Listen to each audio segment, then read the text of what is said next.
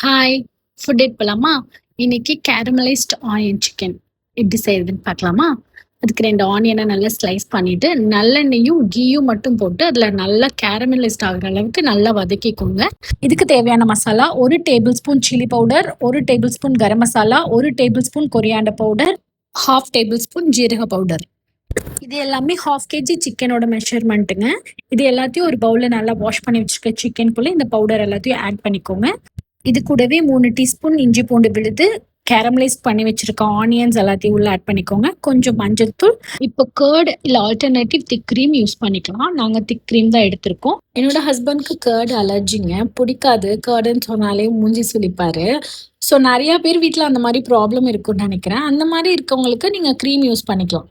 Cream use பண்ணும்போது lemon add பண்ண மறந்துடாதீங்க, அப்போ தான் டேஸ்ட் என்ஹான்ஸ் பண்ணும். இப்போ இது கூடவே கஸ்தூரி மேத்தி நம்ம கொஞ்சம் ஆட் பண்ணிக்கலாம். அப்புறம் கொஞ்சமா சால்ட் மட்டும் போட்டுட்டு, முக்கியமான ஸ்டெப்பே இது நல்லா கையில பெரட்டி தான் நம்ம மேரினேட் பண்ண போறோம். ஸோ கையை நல்லா வாஷ் பண்ணிக்கோங்க.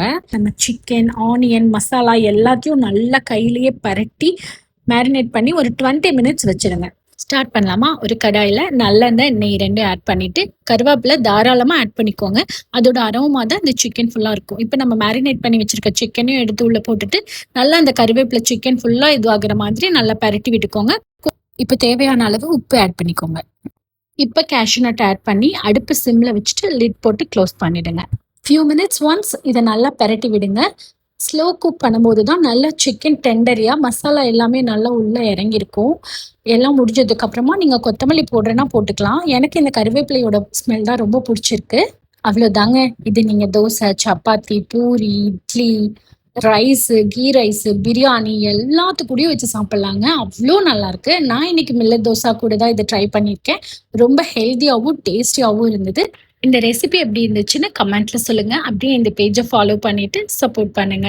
என்னதான் யாரு சமைச்சு சாப்பிட்டாலும் ஹஸ்பண்ட் சமைச்சு கொடுத்து சாப்பிட்றதே ஒரு தனி டேஸ்ட்டுங்க. இந்த ரெசிபியோட கிரெடிட்ஸ் என் ஹஸ்பண்ட்க்கு. நீங்களும் உங்க பார்ட்னர் கிட்ட இதை செஞ்சு கொடுக்க சொல்லுங்க. பார்ட்னர் இல்லைன்னா நீங்களே ஃபுல்லா சாப்பிட்டு என்ஜாய் பண்ணுங்க. நெக்ஸ்ட் வீடியோல மீட் பண்ணலாம். டாடா.